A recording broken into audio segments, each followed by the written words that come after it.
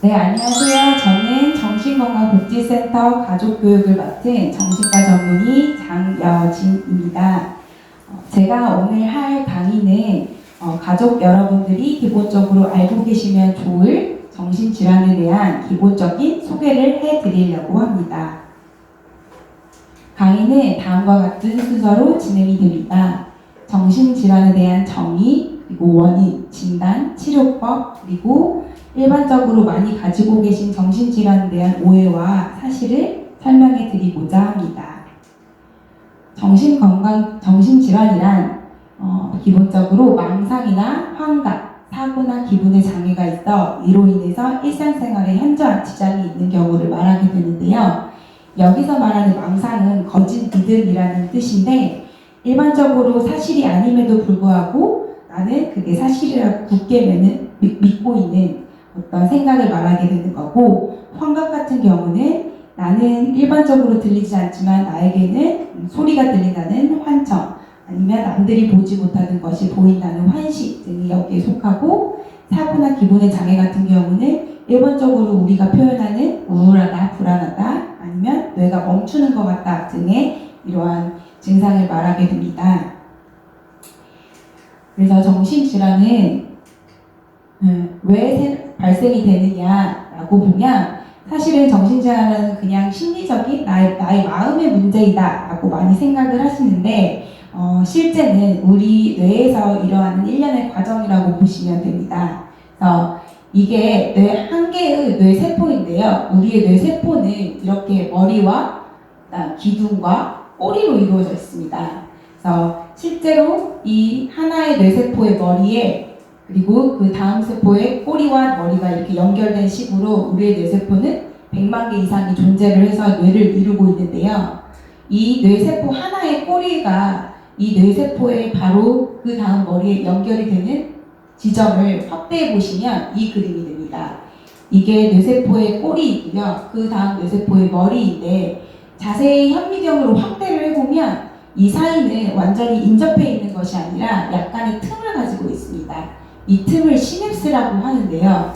이 틈 사이에 이렇게 신경 전달 물질이 분비가 되고 그리고 다음에 머리에 있는 뇌세포에 이 신경 전달 물질이 붙으면서 우리 뇌는 활발하게 기능을 하게 되고 여러 가지 작용이 일어나게 됩니다. 그래서 이 뇌의 신경 전달 물질을 이렇게 알갱이로 표현을 한 거고 이게 분비가 되면 다음 뇌세포의 머리에 있는 종착지에 부착이 됩니다. 그래서 이 부착이 되면 다양한 신경 신호가 발생을 함으로써 우리의 전신 그리고 장기, 생각, 감정 모든 것을 지배하게 됩니다.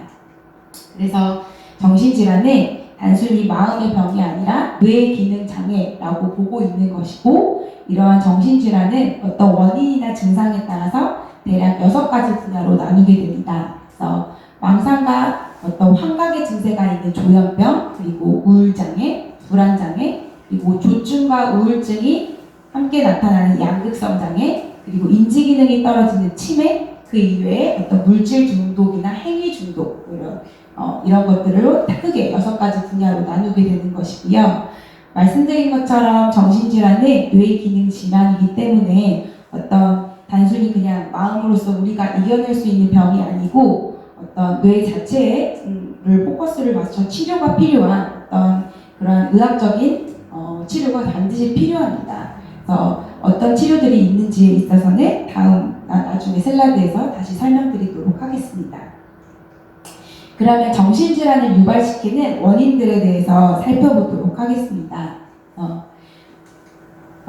정신질환을 일반적으로 생각했을 때 이제 유전 요소가 있는지에 대해서 많이들 궁금해하실 텐데요. 다양한 뇌과적 질환이 그렇듯 정신질환도 유전성이 있습니다. 질환별로 유전력이 강한 질환이 있고 유전력이 약한 질환이 있겠지만 정도의 차이는 있지만 일반적으로 유전력이 있다고 알려져 있고요. 하지만 유전이 있다고 해서 모든 그 후대 자손들이 정신질환에 걸리는 것은 아닙니다. 그래서 예를 들면 나의 윗세대에서 우울증이나 중독이나 여러 가지 정신질환이 있을 경우에는 그 후대 자손 같은 경우는 이제 그런 위험 요소가 있음을 경각심을 갖고 어떤 일상생활에서 조금 스트레스를 관리하는 법이라든지 내가 어떤 스스로 나를 조금 돌보고 하는 부분에서 조금 더 신경을 쓰신다면 충분히 정신질환을 예방을 할 수 있다고 봅니다. 그래서 유전이 반드시 정신질환을 일으키는 건 아닙니다. 그래서 어떤 모든 알코올 중독의 아버지를 가진 자식들이 알코올 중독이 나타나는 것이 아닐 수 있는 것처럼 평생 병에 걸리지 않을 수 있습니다.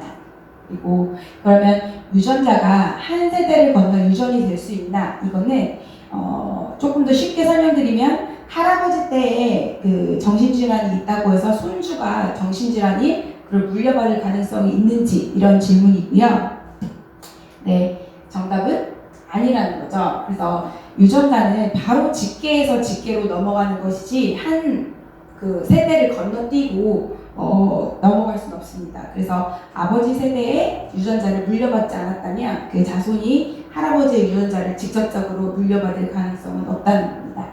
세 번째, 이게 동양 문화권에서 많이 이제 오해하고 있는 부분인데 뭔가 엇보이다라는 말씀을 많이 하시죠. 그래서 이런 부분도 근거가 없다라고 알고 있고, 어쨌든 유전자가 있든지 행동이라든지 이런 것들 하나의 요소가 어떤 질병의 발현을 연관시킬 수는 없다고 익히 알려져 있기 때문에 어떤 우리 동양 문화권에서 익히 말하는 이러한 원인인 사실은 이제 의학적으로는 설명되지 않습니다. 그러면 그 이외의 정신질환 자체를 촉진시키는 생리학적 요인들에 대해서 알아보도록 하겠습니다. 눈누이 말씀드렸던 것처럼 뇌 분비의 장애가 직접적인 원인입니다. 우리의 뇌에는 100여 가지가 넘는 다양한 신경전달 물질들이 있는데 이 물질들이 과량 분비되거나 아니면 보통 사람보다 적게 분비되는 이렇게 분비의 불균형이 이루어지게 되면 이렇게 뇌 분비의 장애로 이어지고 결국은 정신질환의 다양한 증상을 일으키게 된다고 봅니다. 그래서 예를 들면 도파민이라는 물질이 많아지면 망상이라는 증상이 생길 가능성이 높아지고 세로토닌이라는 물질의 활성도가 떨어지게 되면 우울증에 잘 오고 걸린다는 것이 익히 알려진 설명입니다. 두 번째는 뇌 신경전달 자체의 분비가 깨지지 않더라도 뇌 세포 자체가 이제 퇴화되거나 기능이 손상되면 당연히 그 정신질환이 올 수 있겠죠. 그래서 단순하게 그냥 특별한 이유 없이 정신질환이 아니라 어떤 내과적인 요인이 1차적으로 원인이 돼서 2차적으로 정신과적인 증상이 많이 나타나기도 합니다. 그래서 뇌 자체가 손상이 되는 어떤 뇌졸중이라든지 뇌출혈이라든지 아니면 뇌종양, 뇌감염 같은 경우 이런 질병이 있을 때는 실제로 어떤 신경과나 신경외과에서 입원 치료, 시술 치료를 받은 사람이 수술 직후에 굉장히 공격적으로 변한다든지 망상과 환청이 심해지는 경우들은 병원에서 많이 볼 수 있는데요. 이렇게 뇌 자체에 손상이 있는 경우에도 충분히 정신과적인 증상은 나타날 수 있습니다. 그리고 우리가 익히 알고 있는 치매는 실제로 뇌세포가 퇴화되고 뇌세포가 죽어서 발생하는 질환인데요. 치매 같은 경우에도 뇌세포 자체가 변하기 때문에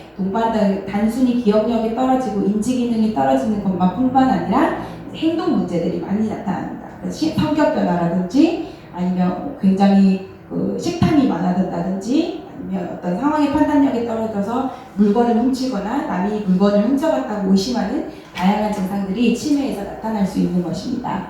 세 번째로는 이제 호르몬의 분비인데요. 여기서 호르몬은 신경전달 물질의 신경호르몬이 아니라 우리 장기, 각종 신체에 존재하는 다양한 장기에서 분비되는 호르몬에 의한 변화로도 충분히 어떤 정신과적인 증상이 일어날 수 있다는 겁니다. 기본적인 예로 이제 여성들 같은 경우는 이제 한 달에 한 번 생리하는 준비가 있고 그리고 분만이라는 과정을 거치게 되는데요. 이렇게 어떤 여성 호르몬의 분비가 어떻게 균형이 깨지느냐에 따라서 어떤 사람은 생리 전에 굉장히 예민해지고 우울해지고 심지어 심할 때는 생리 전에 이렇게 나도 모르게 도둑질을 하거나 물건을 훔치는 것 같은 이러한 평소와 다른 증상을 보이기도 하고요. 이제 임신 한 상태 아니면 분만 직후의 여성 호르몬의 변화로 산후우울증에 이제 종종 있고 뉴스에서도 종종 보이는 기사입니다. 그 이외에 어떤 생식기 호르몬 이외에도 우리가 이렇게 알고 있는 갑상선 호르몬의 변화도 어떤 사람의 기분이나 어떤 수면이나 이런 기본적인 일상에 영향을 많이 미칩니다. 그래서 갑상선 호르몬이 평소보다 기본적인 수치보다 과다 분비하게 되면 불안을 유발시키고 잠이 안 오고 하는 불안장애와 비슷한 증상을 보이게 되고요. 갑상선 호르몬이 적게 분비되면 우리가 무기력하고 말사가 귀찮고 집 밖에 외출을 거부하고 힘들어하는 그런 우울증과 비슷한 모습을 보이기도 합니다. 그래서 이렇게 호르몬 자체의 비정상적인 분비에 의해서 정신과적 증상을 보인다면 단순히 정신과적인 약물을 쓰는 것도 중요하겠지만 기본적으로 이러한 불균형이 된 호르몬 자체의 균형을 찾아주는 치료도 같이 이루어져야 되는 경우들이 있습니다. 그래서 갑상선 호르몬 수치를 낮춘다거나 아니면 갑상선 호르몬을 투여한다거나 아니면 여성 호르몬에 대해서 균형을 찾을 수 있는 호르몬제를 복용해야 할 수도 있습니다. 네 번째는 이제 스트레스인데요. 이제 스트레스를 얘기하면 이제 너무 막연하지만 이제 정신과적으로 찾아오시는 이제 환자분들을 보면 조금 공통적인 성향이 있습니다. 스스로에게 굉장히 엄격하고 어떤 일의 절차가 하나하나 단계별로 아주 우리가 말하는 스테레오타입처럼 이렇게 되어야 하고 남에게는 후하지만 스스로에게 굉장히 스스로 목을 조를 정도로 엄격한 사람들이 조금 좀 더 이렇게 정신과적인 질환을 호소하는 경우들이 많습니다. 그래서 단순히 정신과적인 질환은 뭐 경제 수준이 낮다든지 아니면 불우한 환경이라든지 이런 것들도 원인이 일부는 될 수 있겠지만 오히려 경제 수준이 굉장히 높고 어떤 지적적으로도 굉장히 인정을 받고 높은 위치에 있으신 분들도 스스로의 엄격한 성향이 있으신 분들은 자주 증상을 호소하기도 합니다. 그뿐만 아니라 어쨌든 인간사가 본인이 원하는 대로 다 돌아가는 건 아니기 때문에 이제 원치 않는 어떤 주변인의 죽음이나 실업 그리고 원만하지 않은 어떤 결혼이나 어떤 난치병 어떤 경제적인 어려움도 원인이 될 수 있고요. 최근에도 이제 우리가 익히 알고 있는 유명한 어떤 여자 코미디언이 어떤 본인의 질병으로 인해서 결국 이제 자살에 이르는 일도 있듯이 이제 원치 않거나 이제 감당할 수 없는 이러한 원인들도 충분히 어떤 정신질환을 취약하게 만드는 원인이 될 수 있습니다. 그러면 이제 정신질환이 걸렸을 때 이걸 지속시키는 요인은 뭐냐? 이거는 가장 중요하기도 하고 하지만 가장 놓치고 환자분들이나 가족분들이 놓치고 있는 부분인데요. 그래서 우선 환자나 가족들이 스스로 내가 질병이 있다, 이거는 치료를 받아야 될 질병이다라고 인정을 하지 않는 경우입니다. 그래서 실제로 이런 경우들로 인해서 이렇게 외래에 초진을 오신 분들이 당신의 상황이 이렇습니다, 이래서 치료가 필요합니다라고 얘기를 했을 때 오히려 화를 낸다거나 난 그렇지 않다고 부정을 한다거나 그렇게 각각 갈등이나 트러블이 일어나는 경우도 있는데요. 그래서 이렇게 스스로나 어떤 환자분을 받아들이지 못하고 부정을 하게 되면 당연히 적절한 치료의 시기를 놓치게 됨으로써 어떤 필요가 잘 이루어질 수 있는 어떤 황금 골든 타임이라는 것이 있는데 이거를 놓치는 경우들이 많습니다. 그래서 가장 이제 치료를 이제 놓치거나 이제 아니면 치료를 받다가 자의적으로 중단하는 요인이 되겠죠. 그래서 어떤 정신과적인 약이 신체에 해롭고 중독이 될 수 있다라고 생각하는 이것들이 환자 스스로 아니면 가족들이 끊으라고 권유를 한다든지 이러한 사례들이 사실 비일비재하게 일어나게 되는 것 같습니다. 나중에도 말씀드리겠지만 정신과적인 치료는 일반적으로 그런 감기 치료나 일반적으로 알고 있는 우리가 가볍게 앓는 그런 치료와는 다르게 조금 장기적으로 치료가 필요하고 어떤 약에 있어서 중단을 할 때도 굉장히 서서히 계획적으로 이루어져야 되는 부분들이 있는데 이런 부분들이 잘 이루어지지 않는 경우에는 재발도 훨씬 작고 재발을 했을 때 다시 완치가 되는데도 굉장히 시간이 많이 걸리는 안타까운 케이스들이 주변에 많습니다. 그러면 정신질환은 어떻게 진단을 하느냐? 사실 그냥 환자의 말을 다 듣고 선생님 저 우울해요, 뭐 불안해요, 선생님 저 공황장애 같아요, 그렇다고 다 진단을 하는 건 아니고요. 우선 기본적으로 가장 중요한 건 환자를 통해서 그 이야기를 듣는 것도 중요한 거지만 어떤 객관적인 관점에서, 의학적인 관점에서 이 사람이 하는 어떤 언어적인 표현이나 비언어적인 표현 이런 것들을 고려를 해서 객관적으로 병력을 관찰하기도 합니다. 또한 이 환자에 대해서 가장 잘 알고 있는 보호자가 동행하는 것이 굉장히 중요한데요. 환자는 어쨌든 본인 증상을 주관적으로 얘기하기 때문에 다소 과장을 하는 면도 있고 아니면 굉장히 축소하는 경우들도 있습니다. 그래서 이 상황을 조금 근접해서 잘 보고 있는 보호자가 동행을 해서 얘기해 줄 경우 훨씬 치료를 이렇게 진행하고 진단을 내리는 데 도움이 많이 될 수 있습니다.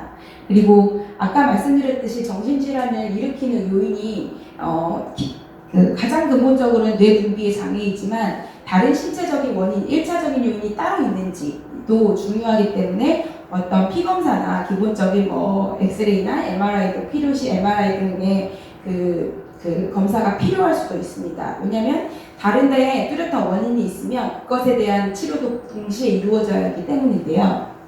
그래서 갑상선 호르몬 검사나 아니면 이제 성 호르몬 검사 이런 것도 같이 나가야 되고, 그리고 뇌출혈이나 뇌종양 같이 뇌 자체에 손상이 있는지에 대해서는 반드시 감별이 되어야 되는 거고, 이제 간질이라고 하는데 이제 간질이라고 해서 우리가 이제 그냥 거품 물고 쓰러지는 이러한 간질도 있지만 사실은 그런 전형적인 증상 없이도 어떤 기분 변화나 아니면 난폭성을 보이는 간질의 양상도 충분히 있을 수 있기 때문에 이에 대한 감별이 필요합니다.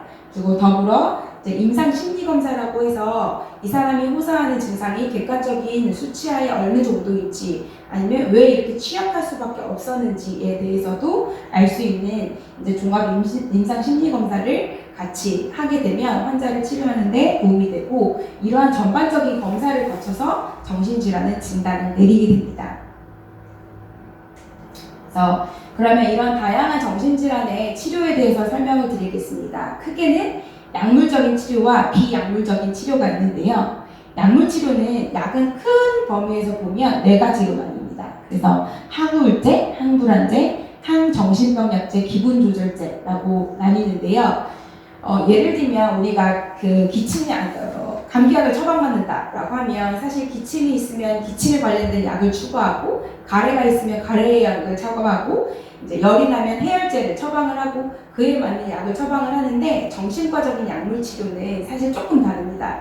우울증이 있다고 항우울제를 쓰고 불안하다고 항불안제를 쓰고 이런 식은 아니라 그 어떤 진단명에 맞춰서 약을 쓰는 것이 아니라 환자가 가지고 있는 증상에 맞춰서 약을 조금 쓰는 편이 있고, 그래서 대부분 약들이 진단명과 또 쓰는 약의 종류가 조금 다른 경우도 있는데요. 결국은 그 진단명보다는 각각의 가지고 있는 어떤 증상들이냐에 따라서 사용할 수 있는 약을 나뉠 수가 있습니다.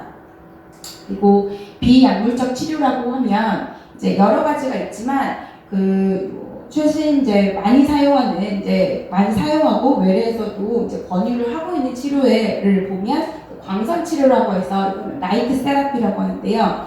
실제로 우리가 낮에 햇빛을 쏠 수 있는 정도의 광선을 일정 시간, 하루에 매일 30분 이상 아니면 일주일에 2-3번 이상 광선을 세게 해줍니다. 실제로 알고 계시다시피 햇빛을 쐬는 것은 우울증의 어떤 호전에도 도움이 되고, 가장 큰 거는 이제 불면증에 도움이 많이 됩니다. 그래서 이렇게 지금이 11월이 넘어가고 이제 겨울이 추운 겨울이 오고 있는데요. 이제 겨울이 오면 올수록 해는 짧아지고 이제 해가 지는 밤이 길어지기 때문에 불면증을 호소하시는 분들이 더 많습니다. 그래서 이러한 경우에 특히 이제 광선 치료를 하게 되면 꼭 약물 치료뿐만 아니라 광선 치료로도 충분히 어떤 불면증이 다소 호전되는 경향을 볼 수 있습니다. 그리고 최근에 조금 자주 이제 핫했던 경두개 자극술이라는 게 있는데요.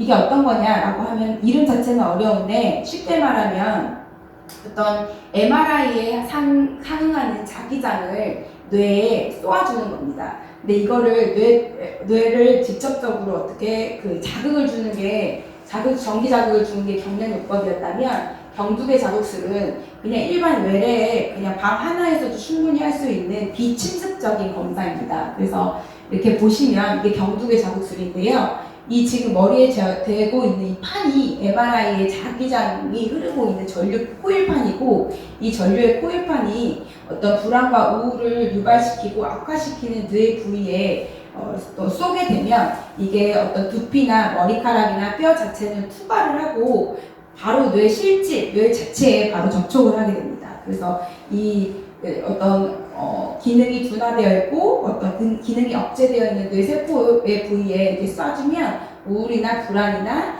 일부에서는 인지 기능에도 도움이 된다고 해서 최근에 많이 하고 있고, 개인적으로 경험을 해봐도 어떤 우울 불안 증상이 있으신 분들이 약물 치료와 더불어 같이 했을 때 조금 약을 덜 먹고 기간을 짧게 하거나 용량을 좀 덜 사용할 수 있는 장점들이 있습니다. 그 이외에도 이제 어떤 인지행동 치료라고 해서 어떤 행동 교정을 하는데 사용하는 방법들이 있고요. 그 이외에는 정신분석 치료, 쉽게 말하면 상담 치료도 속할 수 있고, 아니면 이제 자조모임이라는 거는 우리나라에서도 활발하게 하고 있는 자조모임은 AA라고 해서 알코올 중독으로 인해서 어려움을 겪으신 분들이 모두 모여서 이거 본인의 경험담이나 아니면 치료에 도움되는 것들, 아니면 일상생활에서 도움이 되는 이러한 팁들을 서로 공유하면서 그리고 서로 위로를 받으면서 하는 모임인데, 실제적으로 이게 연구상으로도 보면 문헌상으로도 자조모임은 약물 치료만큼이나 어떤 재발을 막는데 치료 효과가 좋다고 알려진 모임입니다. 그래서 우리나라가 특히 많이 발달했고, 이건 우리나라뿐만 아니라 전 세계적으로도 많이 시행하고 있는 모임입니다. 그 이외에도 이제 마음 챙김 요법이라고 해서 마인드풀니스라고 하는데, 이제 어떤 인도의 불교적인 부분에서 이제 유래한 건데, 조금 어쨌든 현대인들이 스스로를 돌아보기 힘들고 나의 감정이나 를 이제 돌아보기 힘든 것이 사실인데요. 조금 일정 시간을 내서 어떤 나의 신체의 반응이나 나의 마음이나 이런 것들에 조금 집중을 하면서 훈련을 하는 건데, 이것도 결국에는 어떤 마음을 조절하고 아니면 어떤 중독 물질에 대한 갈망을 조절하는 데 도움이 된다고 해서 많이 사용하는 방법입니다. 그러면 약물 치료는 언제 필요한가? 라고 했을 때는 기본적으로는 1번, 2번, 3번, 4번 이 네 가지가 모두 동시에 충족이 될 때는 반드시 약물 치료가 필요한 경우라고 이야기를 하고 있습니다. 그래서 정신질환이 이제 증상이 아니면 재발의 징후가 보이고, 이것들이 인해서 어떤 2주 이상이 계속 매일매일 2주 이상 지속이 될 때, 그리고 이로 인해서 일상에 지장을 줄 때, 일상에 지장을 준다는 것은 어떤 직업적인 활동이라든지 아니면 학생이면 또 업무 수행이라든지 아니면 어떤 가족들과 더불어 살아가는 데 있어서 어떤 지장이 크게 있을 때를 말하는 것이고, 그리고 그 이외에 비약물적인 치료를 갖가지 방법을 해봤지만 충분치 않은 경우, 이렇게 네 가지가 동시에 만족하는 경우에는 반드시 약물 치료를 해야 한다라고 말씀을 드립니다. 그러면 약을 잘 먹으면 치료가 되느냐, 이 부분이 가장 이제 궁금하실 텐데요. 사실은 이제 정말 사람 간의 격차는 있는 것 같고 케이스에 따라 다 다른 것 같습니다. 그래서 정말 이게 어떤 초기 치료가 효율적으로 확실하게 이루어지지 않아서 정말 만성 질환으로 빠진 분들도 계시지만, 일부에는 스스로 병식을 갖고 병의 가짐을 인정하고 치료에 적극적이신 분들은 확실히 다양한 활동을 하고 있고, 제가 보고 있는 환자들 중에서도 이렇게 다양한 직종에 근무하면서도 충분히 잘 지내고 계신 분들이 많습니다. 그래서 그거를 이제 이런 예후를 살펴보면 확실히 초기 접근이 어땠는지, 환자 스스로가 병에 대한 인식이나 아니면 적극적인 치료 정도가 어느 정도인지에 따라서 사실 천차만별인 것 같습니다. 그래서 이거는 이제 한 연구 결과인데요. 이게 오른쪽으로 갈수록 약을 잘 복용하는 거라고 보시면 되고, 위쪽으로 갈수록 입원하는 비율이라고 보시면 됩니다. 보시면 막대 그래프가 약간 하향하는 현상을 이루고 있는데요. 즉, 이 말은 약을 규칙적으로 정기적으로 잘 복용할수록 입원에 할 수 있는 비율은 유의미하게 낮아진다는 그래프를 보실 수 있습니다. 그래서 사실 비약물적인 치료도 당연히 중요하지만 약물 치료가 필요한 사람에게 있어서는 꾸준하게 그리고 어떤 계획대로 약을 잘 복용하는 것이 얼마나 중요한 것인지 알 수 있는 그 연구 결과라고 볼 수 있습니다. 그러면 약은 얼마나 먹어야 하느냐 이거에 대해서 많이 궁금해 하실 텐데요. 물론 질환마다의 차이는 있지만 기본적인 조현병이나 우울증이나 양극성 장애의 경우에는 최소 2년 정도는 꾸준히 잘 복용을 해야 된다라고 이야기를 합니다. 하지만 그 첫 발병 때를 이야기하는 거고 그 최소 2년이라는 것이 증상이 없더라도 약을 계획하에 용량은 조정이 되겠지만 꾸준히 잘 복용하는 게 2년이고 근데 2년 동안 이렇게 잘 복용하지 않고 자의적으로 2년 이내에 중단을 할 경우에는 조현병이나 우울증 같은 경우는 70% 이상이 재발할 수 있다고 봅니다. 그래서 재발을 하면 문제는 뭐냐? 사실 감기 같은 거는 감기 걸리고 나으면 다음에 또 감기가 걸리더라도 비슷한 약의 용량으로도 충분히 치료가 되고 금방 좋아지지만 정신과적인 질환은 약물 치료가 조금 다릅니다. 그래서 이게 약을 잘 복용하지 않고 임의로 자의 중단을 해서 다시 재발을 해서 치료를 하는 경우에는 같은 약을 써도 효과가 없는 경우가 많고 아니면 같은 약의 효과는 있지만 이전처럼 빠르게 좋아지지 않고 호전 속도가 더딘 경우들이 많습니다. 그러면 시간은 시간대로 그리고 경제적인 부분이 경제적인 부분대로 조금 낭비가 이루어지는 거겠죠. 그래서 그 가장 중요하게 이제 말씀드리는 거는 약을 정신과적인 약은 증상이 많이 다 호전되었다고 해서 자의적으로 중단을 할 것이 아니라 어떤 주치의와의 상의하에 치료 계획하에 서서히 줄여서 감량해서 중단하는 것이 가장 중요합니다. 그래서 이러한 개념을 저도 이제 외래에서 많이 설명할 때 쓰는 말인데요. 우리가 감기약은 먹고 좋아지면 끊지만 이 약은 감기약과 다르다. 그래서 우리가 혈압당류가 사실은 혈압약과 당류를 조절하고 예방하기 위해 악화되는 걸 예방하기 위해서 계속 꾸준히 복용하지 않느냐. 이것처럼 정신과 약도 앞으로를 예방하기 위해서 증상이 없고 지금은 정상이더라도 어느 정도 기간 먹는 것이 필요하다. 오히려 혈압당류약보다 먹는 기간은 더 짧을 수 있다라고 설명을 드립니다.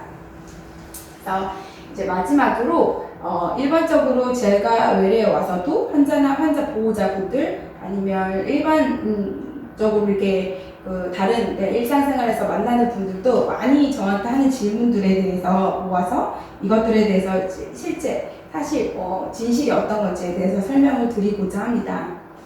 그래서 많이 하는 질문들이 진짜 이거는 고칠 수 없다. 평생 그렇게 살아야 하느냐. 그리고 정신과 약을 먹으면 집능이 떨어지고 중독이 되느냐. 그리고 실제로 정신과 치료 비용이 많이 드느냐. 그리고 기록이 나오면 나한테 불리하게 작용을 하지 않느냐. 마지막은 보험 가입에 어렵지 않느냐. 이런 것들이 굉장히 질문을 많이 하는 부분들인데요. 이런 것들에 대해서 설명을 드리겠습니다. 그래서 정신과 질환을 고칠 수 없다라고 하지만 사실은 이렇게 정신과적인 약이 아직도 최근에도 새로운 약이 출시되고 있고 정말 최근에 올 11월에는 우리나라에 먹는 약이 아니라 뿌리는 스프레이용의 우울증 치료제가 새로 나왔어요. 근데 아직은 이제 그게 보험의 혜택이 안 돼서 고가이긴 하지만 이렇게 그 정신과적인 약은 새로운 약들이 아직도 개발이 되고 있고 새로운 꼭 약이 아니더라도 어떤 스프레이나 아니면 뭐 그 이외에 뭐 주사제나 이런 것들이 사실 굉장히 계속 개발이 되고 있습니다. 하지만 이렇게 정신과약이 개발이 이루어진 지는 사실 불과 한 20년? 길게 봐야 우리나라도 그 정도 볼 수 30년 볼 수 있는 것 같고 그리고 우리나라도 한 60, 70년대까지는 사실 정신병 약제라는 게 딱히 몇 가지 종류가 없었거든요. 그래서 사실 정말 치료가 잘 이루어졌다고 볼 수는 없습니다. 그때 시기에 치료를 놓치거나 정확한 치료가 이루어지지 않은 분들은 사실 현재까지도 만성적으로 앓고 있는 분들이 많지만 최근에 이렇게 치료를 받으신 분들은 사실은 치료를 충분히 받고 일상으로 돌아와서 직업생활을 하고 하는데 문제가 없으신 분들이 이제 많습니다. 그래서 어쨌든 가장 누누이 얘기하지만 어떤 초기에 발견해서 치료를 하면 정상적인 생활이 가능을 하고 약을 자유로 중단하지 않는 한 재발의 가능성도 낮고 충분히 컨트롤할 수 있다를 이제 강조해서 말씀을 드립니다. 그다음에 약을 먹으면 이제 머리가 나빠진다, 치매에 걸린다, 이것도 많이 얘기를 하는데요. 물론 이제 안 먹던 약을 먹으니 일부의 약들은 약간 졸음이 오고 나른하고 멍하게 만드는 약들이 있습니다. 물론 있긴 한데 그러한 부작용 같은 경우에는 초반에 조금 강할 뿐이고 서서히 줄어들기도 하고, 아니면 약 자체의 부작용이 지속이 된다면 약의 용량을 줄인다거나 약 자체를 조금 바꿈으로 해서 충분히 지금은 조절이 가능하고 일상에서 생활이 가능합니다. 그래서 어떤 약물 치료를 받는 분들이 계신다면 어떤 이 약은 원래 그래 라고 그냥 먹던 대로 꾸준히 복용하는 게 아니라 어떤 부분이 하다는 거를 주치의와 조금 적극적으로 능동적으로 상의를 하고 조정을 한다면 훨씬 더 삶의 질이 높아질 수 있을 거라고 봅니다. 그리고 오히려 아까 말씀드린 대로 치료를 하지 않고 방치를 하거나 아니면 치료를 자의로 중단해서 재발을 하거나 라고 하게 되면 이제 약간 난치성으로 빠진다고 이야기를 드렸죠. 그래서 이렇게 치료가 약물의 반응이 현저히 떨어지고 치료의 속도가 더디게 되면 당연히 이 정신질환은 뇌 기능 자체에 장애를 일으키는 질환이기 때문에 뇌세포가 손상될 수 있습니다. 그래서 약 때문에 일시적으로 멍해질 수는 있지만 사실 근본적으로는 치료가 중단되고 재발이 되면서 뇌세포의 기능이 더 떨어지고 퇴화되는 인지기능 저하가 더 올 수 있다는 것입니다. 그래서 세 번째, 중독성이 있다라는 거는 실제로 일부의 약들은 중독성이 있습니다. 가장 많이 이제 외래에서 보면 수면제 관련 계열들에 있어서는 실제로 내성이 있고 중독성이 있는 심리적인 의존성이 있는 경우들이 있습니다. 그래서 수면제 같은 경우는 법적으로 정해진 게 하루에 한 알, 최대 한 알까지로 보통 정해지고 있고 처방할 수 있는 일수도 굉장히 엄격하게 제한을 두고 있는데요. 일부 분들은 여러 병원을 다니면서 그 수면제를 모으고 하루에 여러 알을 복용하는 의존성을 보이시는 분들이 외래에서도 보입니다. 그래서 웬만하면 가급적이면 수면제를 처음부터 이렇게 복용을 시도하는 것보다 수면제 아니고서 이런 의존성이 없는 약들도 충분히 수면에 도움이 되는 약들이 많기 때문에 조금 그거는 상의를 해서 결정을 하는 것이 좋을 거고, 본인이 심리적인 의존성을 어떤 수면제에 보인다라고 하면 꼭 경각심을 가지고 그것부터 치료를 반드시 받아야 합니다. 그래서 일부의 이제 내성적인 약들은 있지만 요즘에 조금 최신 트렌드가 어쩌면 새로운 약이 개발되는 요인도 과거의 약들 중에 일부는 실제로 중독성이 있고 내성이 생길 수 있어서 새로운 약들이 개발되는 경우들도 있거든요. 그래서 어떤 최신 트렌드에 맞춰서 다른 약을 처방을 받고 한다면 충분히 중독성을 최소화할 수 있습니다. 그래서 무엇보다도 외래에서 이제 설명을 듣겠지만 수면제에 대해서는 조금 경각심을 가지셨으면 좋겠고, 수면제가 나쁜 약은 아니지만 이게 이제 그 개개인한테 나쁘게 작용하면 위험할 수도 있다는 것을 꼭 알고 복용을 하셨으면 좋겠습니다. 그 치료 비용이 많이 든다 이 부분에 있어서는 사실 이제 많이 있었던 말이죠. 어떻게 보면 정신과 진료를 보면 약값이지만 어떤 진료를 보는 비용도 있기 때문에 그렇게 생각이 드실 수 있는데, 이제 이런 부분에 있어서 계속적인 지속적인 국가적인 논의가 있었고, 그래서 결국 18년 7월부터 어떤 본인 부담감이 사실은 많이 떨어졌습니다. 그래서 물론 상급병원일수록 같은 진료를 보더라도 비용을 많이 지불하는 것은 맞지만, 이제 동네 의원급에서 30분 정도의 진료를 보면 개인 부담금은 7,700원 정도로 많이 떨어졌고, 사실 여러 가지를 고려했을 때 사실 이 정도이면 사실 개인 부담금은 개인의 어떤 부담이 많이 줄었다고 볼 수 있습니다. 그 이외에도 어떤 특정 정신질환에 있어서는 뭐 산전특례라든지 그 이외에도 진료비적으로 혜택을 주는 부분들이 있기 때문에 어떤 비용이 많이 드는 것에 있어서는 조금 요즘은 그렇지는 않은 것 같습니다. 그러면 기록이 남는다 이 부분에 있어서 이제 가장 이제 젊으신 분들, 즉 취업을 하셔야 되는 분들 같은 경우, 아니면 뭐 공직에 있으신 분들, 이러한 부분들 아니면 의료기관에 근무하시는 분들이 가장 우려를 하시는 부분인데요. 우선은 기본적으로는 진료 기록 조회는 사실은 가족의 동의가 없어도 조회를 할 수 없습니다.